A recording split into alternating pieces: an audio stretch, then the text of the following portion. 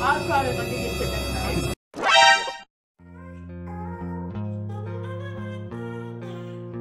Look at this. We got an order right here. $2.50 for 5 points. Slim chickens.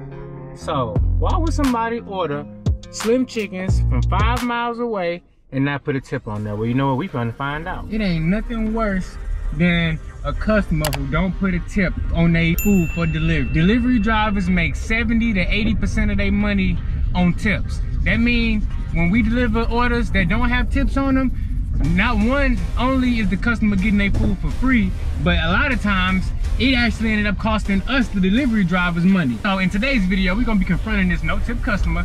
They didn't order some slim chickens from 5 miles away. You saw the map. Now some people might say, well, hey, don't accept the no-tip offer.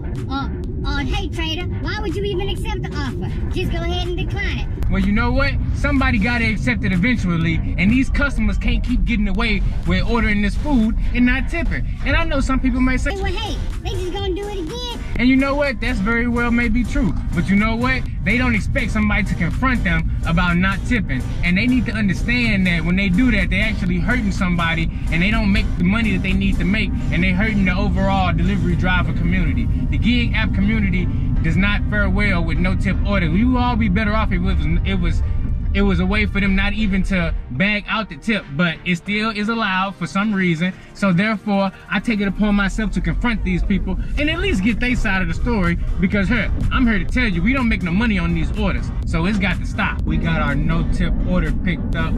So the subtotal on this order was $13. And I know some people might say, well, hey, they only spent $13. Maybe it wasn't enough for a tip. Well, you know what? They could, if you want to spend $13 on some food, that's your decision. But if you want me to bring it to you, I need you to tip.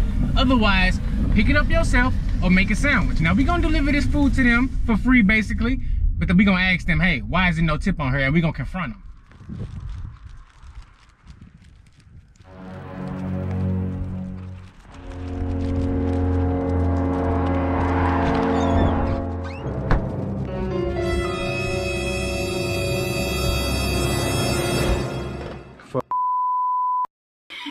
Hey, why there ain't no tip on this order? Nah, you ain't got it. It's all. I just want to know. I mean, I give you some pennies. So like people who don't tip, they usually don't like consider the driver's time and whatnot. And like we get to do like 2 or 3 orders per hour, right? So your no tip order is $2.50. If I do 3 of those in an hour, that's $7.50, and that's not even counting the gas it take to, you know. So like I said, like I ain't tripping because, you know, I'm trying to teach new drivers, don't take orders like this.